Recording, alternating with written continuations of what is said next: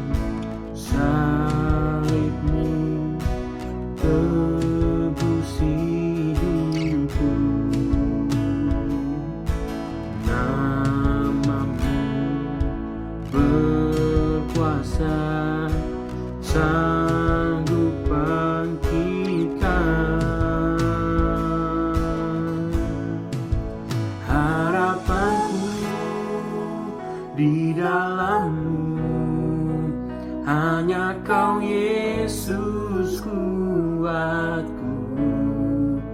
Ku percaya ku aman dalam-Mu.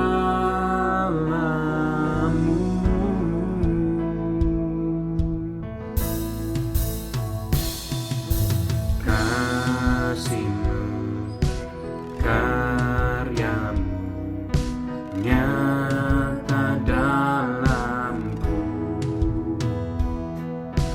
Kau pegang hidupku dalam tangan-Mu.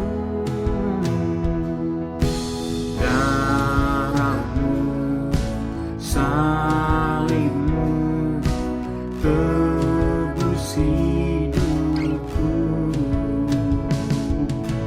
Nama-Mu berkuasa, sanggup bangkitkan.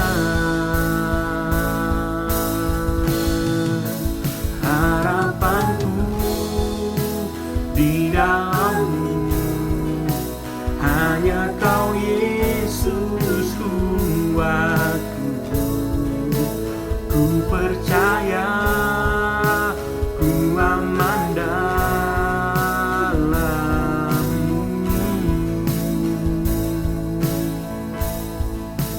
Harapanku di dalam-Mu hanya Kau Yesus kuatku.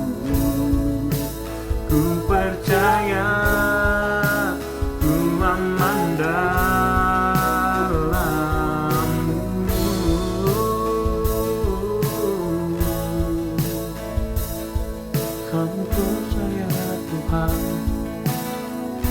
padamu, sebab kami kan aman, kami kan menang, berjalan denganmu Tuhan.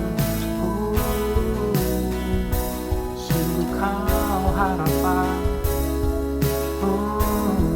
tak pernah gagal rencanamu, terangi jalanku, kuasamu sempurna, pengharapanku takkan hilang, sebab masa depanku kau sediakan, tak pernah gagal rencanamu, terangi hidupku, kuasamu sempurna, pengharapanku takkan hilang, sebab masa depanku dalammu, harapanku di dalammu, hanya kau Yesus kuatku, ku percaya, ku aman dalammu,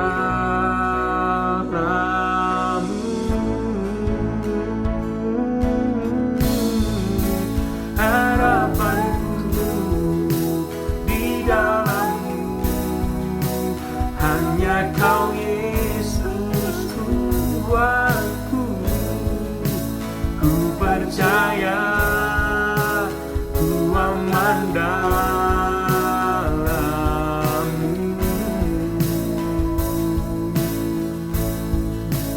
ku percaya, ku aman dalammu.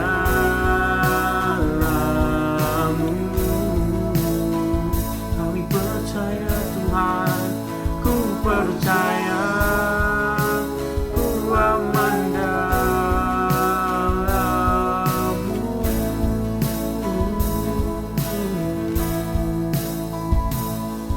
Kami percaya Tuhan, Kau Allah yang dahsyat. Sungguh kami banggakan kuasa-Mu Tuhan. Kami bangga punya Allah yang besar, yang termulia. Yes, Jesus.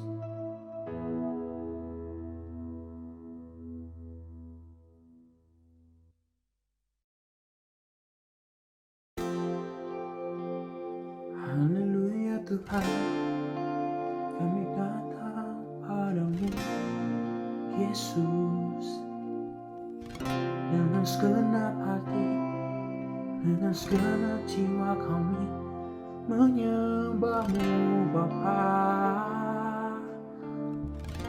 Oh Yesus, Kaulah jawaban. Mari dierus katakan, bila hati terasa berat, tak seorang pun mengerti bebanku, ku tanya Yesus, apa yang harus ku buat? Dia berfirman, mari datanglah. Dia selalu pedulikan aku, ku datang Yesus. Dia pikul segala bebanku, sujud di altarnya, ku bawa hidupku, ku terima anugerahnya. Dia ampuniku dan bebaskanku, Dia ubah hidupku, baharui hatiku. Sesuatu terjadi saat datang di altarnya. Tuhan, oh. Bila hati terasa berat, tak seorang pun mengerti bebanku.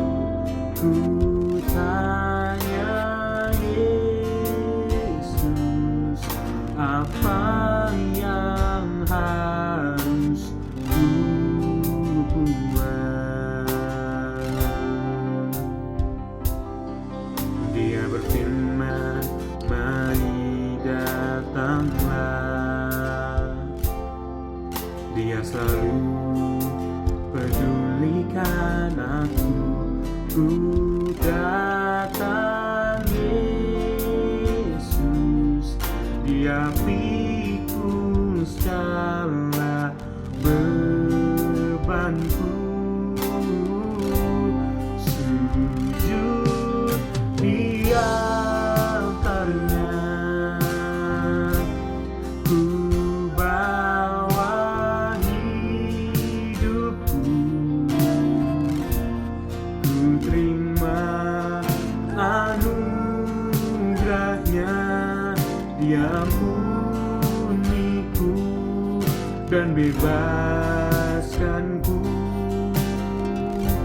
Dia ubah hidupku, barui hatiku. Sesuatu terjadi saat datang di altarnya. Kami bawa seluruh hidup kami Bapa kepadamu Yesus Tuhan, karena Kaulah penyelamatku. Kaulah kekuatanku Tuhan. Sujud di altarnya, kami bawa hidup kami. Ku bawa hidupku, ku terima anugerahnya. Dia ampuniku dan bebaskanku. Dia ubah hidupku, barui hatiku. Sesuatu terjadi saat datang di altarnya. Mari lebih sungguh katakan, oh, sujud di altarnya. Kami bawa hidup, ku bawa hidupku. Ku terima anugerahnya, Dia ampuniku dan bebaskanku. Dia ubah hidupku, barui hatiku. Sesuatu terjadi saat datang di altarnya. Pemulihan terjadi, pemulihan terjadi. Mujizat, mujizat terjadi.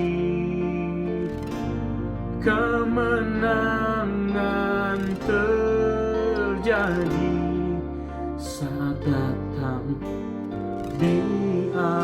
firman-Nya. Oh, haleluya.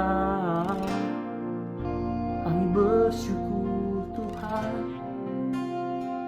sebab kami punya Allah yang hebat seperti Engkau Tuhan. Tiada yang melebihimu, sungguh tiada yang sepertimu. Haleluya Tuhan. Shalom Deros, senang sekali bisa berbagi kembali dengan kalian. Sebelumnya mari kita berdoa terlebih dahulu. Tuhan, terima kasih Bapak buat berkat Tuhan di sore hari ini. Bapak, kami bersyukur buat kesehatan, buat apapun yang Tuhan berikan buat kami. Kami bersyukur Tuhan, Engkau masih menjaga kami. Tuhan, Engkau selalu setia bersama kami. Biarlah Tuhan, untuk beberapa menit ke depan kami boleh mendengarkan apa yang menjadi firman Tuhan dan boleh menjadi rema dan kekuatan buat kami. Terima kasih Tuhan, urapi setiap kami. Hanya dalam nama Tuhan Yesus kami berdoa. Haleluya. Amin. Ya, saya bersyukur banget untuk kali ini masih bisa memberikan renungan buat teman-teman semua.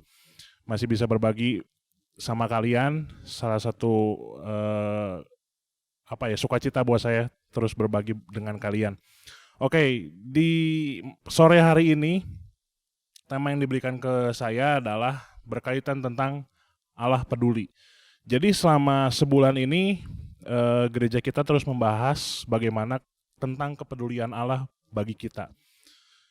Relevan banget dengan apa yang sedang seluruh orang alami di beberapa bulan terakhir ini berkaitan dengan pandemi, dengan kesusahan yang sedang dialami oleh kita semua.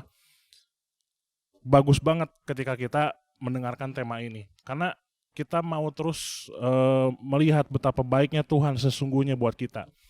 Jadi keadaan apapun yang sedang terjadi di dunia saat ini itu sebenarnya positifnya adalah semakin mendewasakan iman kita, semakin membuat kita kuat dalam menjalani kehidupan ke depannya. Karena kita nggak akan pernah tahu nanti beberapa tahun lagi kesusahan apa lagi yang harus kita hadapi, pandemi apa lagi kita nggak akan pernah tahu. Tapi bisa jadi sesuatu yang mungkin lebih baik daripada saat ini.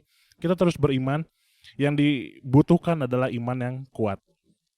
Oke, masuk dalam tema pada sore hari ini, saya memberi judul Tuhan Sumber Jawaban.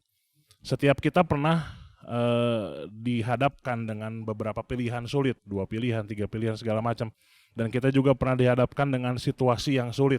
Tentunya saat ini, yang kita mungkin masih belum banyak kepastian yang kita dapetin ya. Kita masih harus terus online service buat Dero. Tetap bersabar, saya percaya dalam waktu dekat Dero bisa offline service lagi, bisa bersama-sama present worship lagi. Dan kita terus berdoa buat keadaan ini semakin membaik. Ya, jadi buat yang sekolah, yang kuliah, masih terus di rumah, itu saya yakin itu sesuatu yang gak enak, karena selama saya sekolah, selama saya kuliah itu puji Tuhan offline gitu. Maksudnya selalu datang ke tempat gitu. Dan saya belum pernah mengalami namanya belajar secara online, dan itu saya ngelihatnya aja nggak tahan gitu ya. Aduh, kayaknya nggak enak gitu ya. Walaupun pas sekolah seringkali kita pengennya libur. Tapi ketika dikasih liburnya 4 bulan, mateng yang ada. Tapi tentunya kita harus terus bersyukur. Apapun keadaannya, apapun ketidakpastiannya yang kita sedang hadapi hari ini gitu ya, hari-hari ini, kita mau punya pegangan yang kuat, dasar yang kuat, itu Tuhan. Tanpa kita punya pegangan, tanpa kita punya dasar yang kuat, kita akan terus menjadi orang yang bingung, buta arah, harus kemana, harus gimana, harus bagaimana. Seringkali dalam mengambil keputusan pun kita sering salah.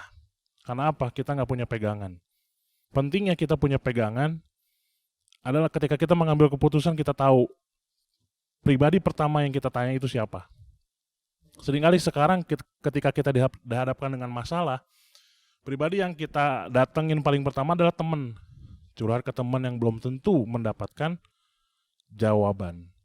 Ya mungkin malah teman yang baik pasti memberikan support, memberikan energi yang positif gitu. Tapi ada aja gitu ya Teman-teman yang ketika kita cerita malah ngomporin gitu, malah makin manasin dan akhirnya nggak bener.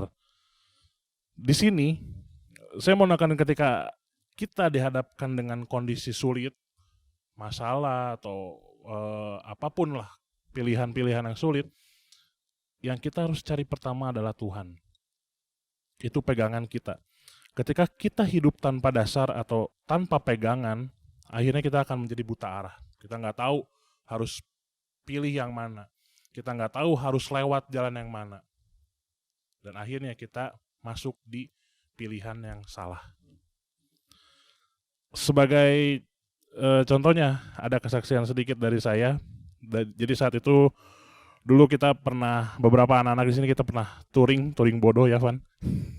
Jadi itu kita pergi siang hari dan kita nyampe di Kopo lagi itu jam 3 pagi. Bayangin dari jam 1:30 siang kita pergi dari TKI, dan itu yang namanya sekali seumur hidup. Saya pun pengalaman berharga namun bodoh gitu ya.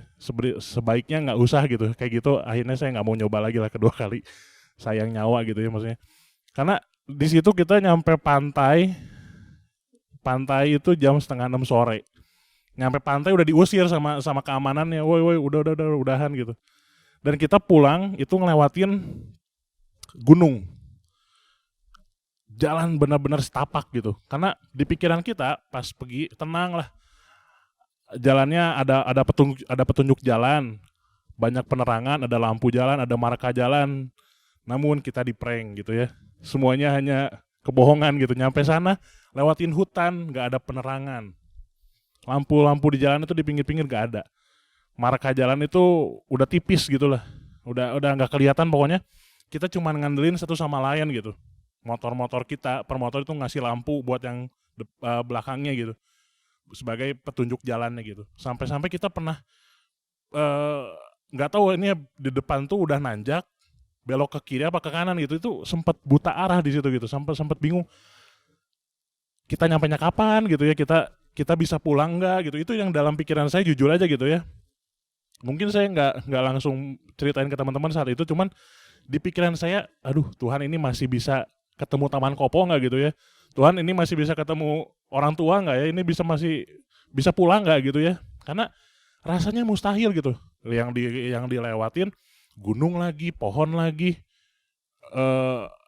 dingin lagi segala macam, udah nggak karuan gitu ya. Jadi benar-benar jauh jalannya dan gelap, benar-benar gelap, dan itu sebenarnya bahaya sih. Setelah saya pulang, saya cari-cari infonya, jalan situ itu benar-benar jalan yang rawan begal dan rawan kecelakaan di situ karena penerangannya sama sekali nol. Dan di situ benar-benar kayaknya kita pergi tuh nggak punya pegangan gitu. Kita cuma ngandelin keseruan aja, bareng-bareng semuanya. Pas di sananya nggak tahu apa-apa, bingung mau lewat mana, ini bakal bagaimana. Dan itu menjadi pelajaran yang berharga buat saya sih. Walaupun sebenarnya ada serunya juga gitu ya. Jadi nggak sendiri lah sebenarnya kan pas ngelewatinnya, bareng-bareng 7 motor gitu. Tapi tetap aja kalau diulangin mikir-mikir dulu gitu, kayaknya mending nggak usah deh gitu ya, mending rada pagi gitu berangkatnya gitu kan. Pentingnya kita punya pegangan. Seandainya saat itu kita semua udah tahu medannya bakal seperti apa, mungkin kita akan berpikir 2 kali gitu. Untuk mungkin nggak akan maksa gitulah jalan jam segitu gitu. Tapi karena kita nggak punya pegangan saat itu, modal nekat aja, modal seru aja, akhirnya kita bingung sendiri gitu ya. Nah, di situ saya pun ditegur gitu ya. Bagaimana hidup kita tuh harus benar-benar punya pegangan. Hidup kita harus mengandalkan Tuhan, dan di situ keadaan seperti itu, kita semua benar-benar mengandalkan Tuhan, udah pasti gitu ya. Karena kalau bukan karena kebaikan Tuhan itu kita nggak akan balik ya waktu itu. Karena bisa banget apapun yang terjadi, kita mau masuk jurang, kayak kita mau kena tabrak, kayak kita mau kena begal segala macam, itu bisa banget saat itu. Tapi ketika kita semua nyampe Bandung TKI dengan selamat, tidak kekurangan satu apapun, itu semua karena kemurahan Tuhan. Itu semua karena Tuhan masih memberikan kita kesempatan untuk menjalani kehidupan lagi gitu ya. Dan itu pengalaman yang benar-benar berharga. Jadi nomor satunya adalah kita harus punya pegangan. Dengan kita punya pegangan, kita nggak akan bingung, kita nggak akan buta arah. Kita mau baca satu ayat pembuka hari ini. Di Kejadian 22 ayat 1 sampai 2. Saya akan bacakan buat kita semua.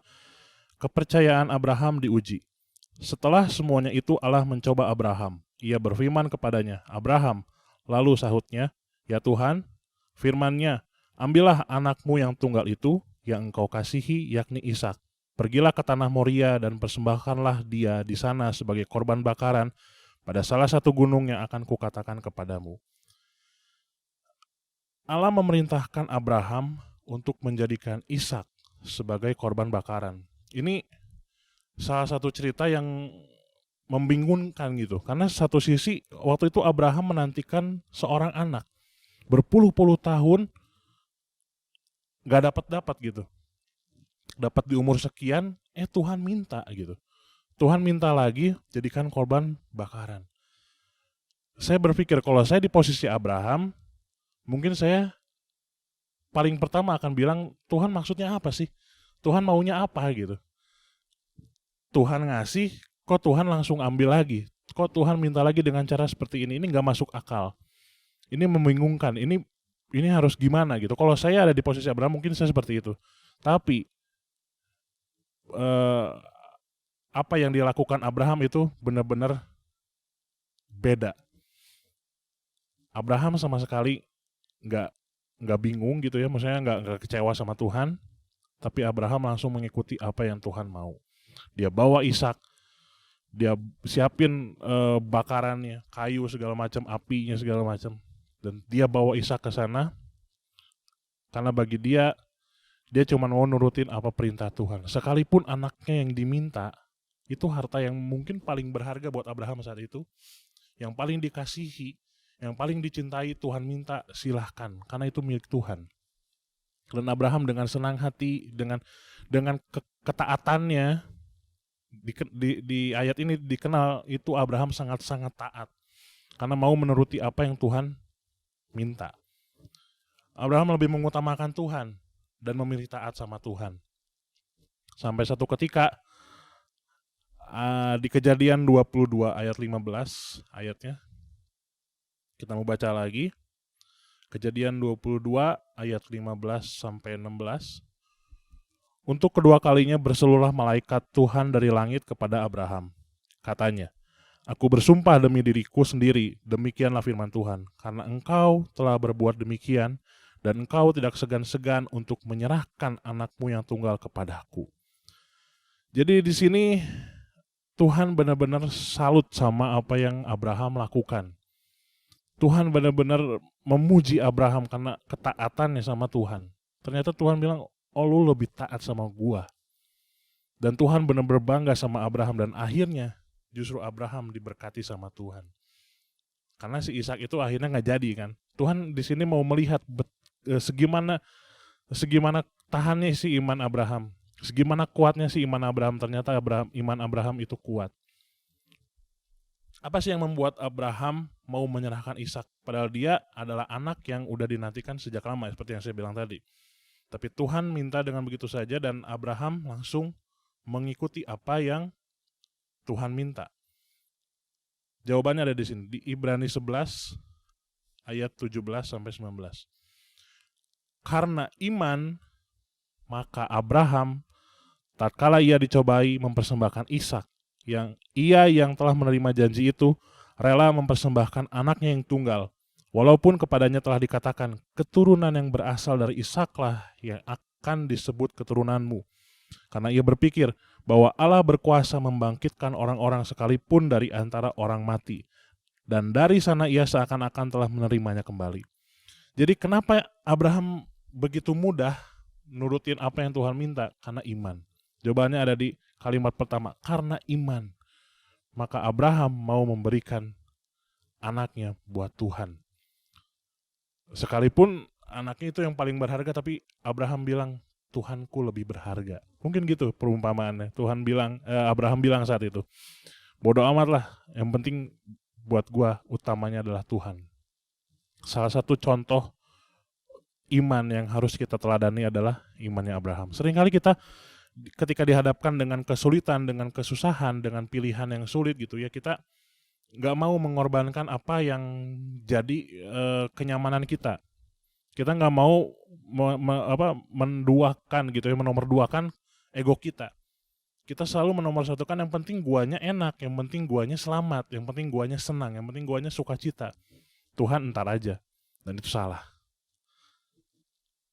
Kita harus menomorsatukan Tuhan. Ya.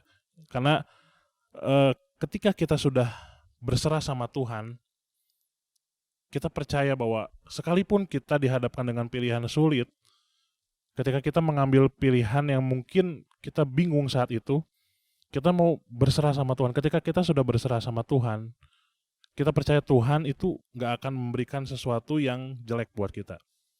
Tuhan akan selalu memberikan yang terbaik buat kita. Memberikan jawaban. Itu kenapa saya memberikan judul firman Tuhan pada sore ini adalah Tuhan sumber jawaban.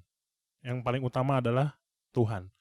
Ketika kita menghadapi kebingungan, menghadapi masalah, menghadapi kesulitan dalam kehidupan kita, carilah Tuhan.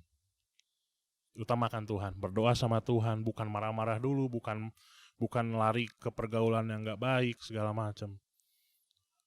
Yang terpenting adalah kita cari Tuhan, kita datang ke Tuhan, minta pertolongan Tuhan, kita percaya di situ ada jawaban.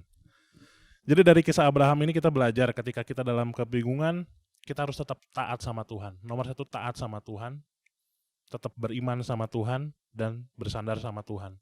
Bersandar pada Tuhan. Karena ayatnya ada di Amsal bilang janganlah bersandar pada pengertian kita gitu. Kita harus bersandar pada pengertiannya Tuhan. Apa maunya Tuhan, kita harus mengerti. Apa rencana Tuhan, kita harus pahami. Yang pasti ketika kita bingung dalam mengambil keputusan, pertama kita harus berdoa. Kita minta hikmat dan kita harus berpikir panjang.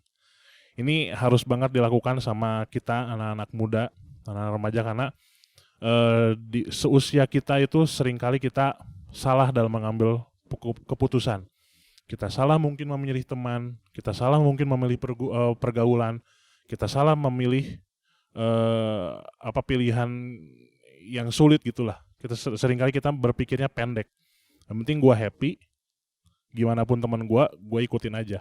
Kayak saya dulu waktu masuk SMA itu sama sekali nggak mikir sekolahnya gimana, nggak mikir sekolah yang saya tuju itu akreditasi gimana, boro-boro gitu ya.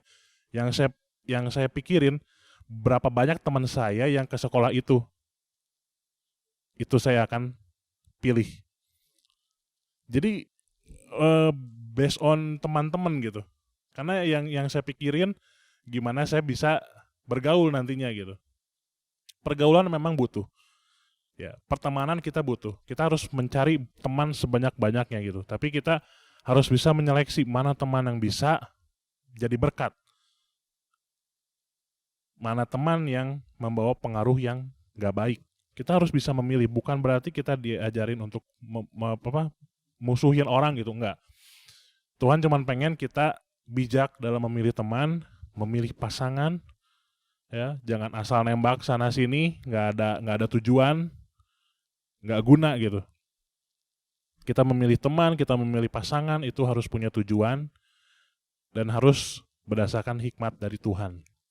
Ketika kita udah mendasarkan Tuhan dalam segala kehidupan kita sejak dini gitu, dari sekarang, dari kita muda, percayalah kita nggak akan mungkin tersesat, kita nggak akan mungkin salah arah. Buat saya pribadi bisa banget saya itu jatuh di pergaulan yang kacau sampai sekarang bisa aja gitu. Karena teman-teman saya dari SMP itu bergajulan gitu. Wah, udah parah lah gitu.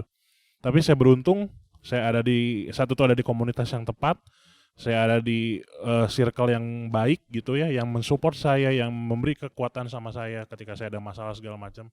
Dan akhirnya saya nggak musuhin teman-teman saya itu, nggak. Saya pun masih bergaul sampai sekarang, saya pun masih berteman sampai sekarang, saya masih punya relasi sama mereka, tapi nggak perlu saya terlalu gimana sama mereka karena ada pengaruh yang nggak baik, ngapain saya ikutin. Kurang lebih seperti itu.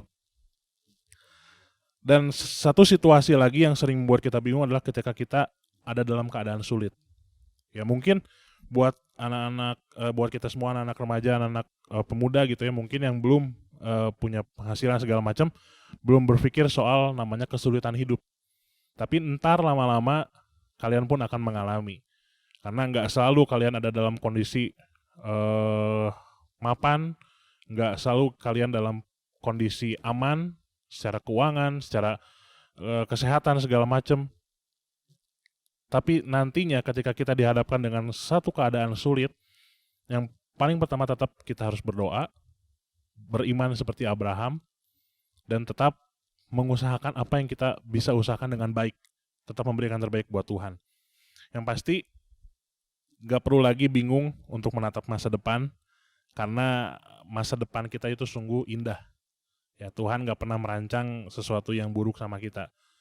Ya, jadi dalam keadaan sesulit apapun, Tuhan tetap ada buat kita. Ayat penutup di sore hari ini, mari kita baca Yesaya 41 ayat 10. Yesaya 41 ayat 10. Janganlah takut, sebab aku menyertai engkau. Janganlah bimbang, sebab aku ini Allahmu. Aku akan meneguhkan, bahkan akan menolong engkau. Aku akan memegang engkau dengan tangan kananku yang membawa kemenangan. Mantap. Janji Tuhan benar-benar gak pernah biasa aja.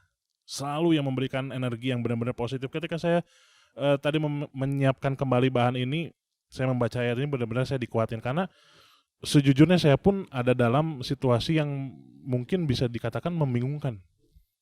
Masih ada dalam pikiran saya gimana ke depan, gimana, itu kata-kata gimana masih banyak. Cuman ketika saya menyiapkan ini, saya pun diberkati sama Tuhan. Ketika Tuhan bilang, janganlah bimbang, sebab aku ini Allahmu. Aku akan memegang engkau dengan tangan kananku yang membawa kemenangan. So, teman-teman Daeros, firman Tuhan gak saya panjangin. Yang pasti, saya memberikan semangat buat teman-teman semua. Apapun yang sedang kalian hadapi saat ini, kesulitan apapun, keadaan yang tidak enak apapun, keadaan keluarga kalian, papa mama kalian semuanya, tetap berdoa sama Tuhan. Yang paling utama tetap berdoa buat orang tua kalian yang sedang berusaha buat kalian, tetap mencintai mereka, tetap setia dalam mengiring Tuhan juga. Kita percaya bahwa Allah itu peduli sama kita. Allah itu ada dalam setiap kondisi kita, dalam kita bingung, kita khawatir, kita takut, kita marah, kita kecewa, segala macam, itu Tuhan tetap ada. Tergantung kita mau buka pintu nggak buat Tuhan. Karena Tuhan itu setiap hari, ibaratnya saya selalu mengingatkan ini, Tuhan itu ada, jadi hati kita tuh ada pintunya gitu ya. Tuhan tuh selalu ada di depan pintu kita. Buat kita yang udah membuka pintu, ya Tuhan ada di hati kita. Cuman banyak dari kita yang mungkin belum membuka hati buat Tuhan, belum membuka pintu buat Tuhan. Tuhan tuh udah ketok-ketok setiap hari. Tapi kitanya yang menghiraukan Tuhan lah gitu. Siapa sih gitu? Kita yang nganggap Tuhan ada. Tapi sore hari ini saya mau mengingatkan, buka pintu hati kalian buat Tuhan, karena Tuhan mau terlibat banyak dalam masa depan kalian. Selamat meneruskan aktivitas kita ke depan. Kita percaya dan kita berdoa beriman, kondisi akan semakin baik. Amin. Mari kita berdoa. Tuhan, kami bersyukur Bapa buat sore hari ini. Tuhan, kami begitu diteguhkan, kami begitu diingatkan Tuhan, betapa baiknya Tuhan buat kehidupan kami, betapa setianya Tuhan dalam kehidupan kami. Ajar kami Bapa untuk selalu mengandalkan Tuhan, ajar kami Bapa untuk mencari Tuhan ketika kami bingung, ketika kami khawatir, ketika kami takut Tuhan. Kami hanya mau mencari Tuhan, kami hanya mau datang ke dalam hadirat Tuhan. Biarlah Bapa, segala hal yang sedang kami hadapi saat ini, mungkin kesulitan anak-Mu ini Tuhan, hamba-Mu gak tahu Tuhan, apapun yang menjadi pergumulan anak-anak-Mu ini Tuhan, Engkau yang lebih tahu. Engkau berikan jawaban, Engkau berikan jalan keluar buat setiap mereka. Berikan kekuatan buat mereka untuk menjadi anak-anak yang semakin militan di hadapan Tuhan. Yang tidak kalah dengan keadaan, tapi bisa melewati keadaan bersama Tuhan. Terima kasih Bapa buat sore hari ini yang sangat berharga buat kami. Kami sukacita, kami bersyukur, dan kami mau terus meninggikan nama Engkau dimanapun kami berada. Hanya dalam nama Tuhan Yesus kami berdoa dan kami mengucap syukur. Haleluya. Amin. God bless you. Gimana khotbahnya teman-teman? Keren banget kan? Kalau pesan dari aku, kalian terus berpegang teguh ya sama Tuhan supaya kalian gak bingung dalam mengambil keputusan-keputusan dalam kehidupan kalian. Nah, buat kalian yang mau sharing sama teman-teman kalian, boleh banget nih di Instastory. Dan jangan lupa juga buat tag IG-nya di Eros ya. Sampai ketemu minggu depan. God bless!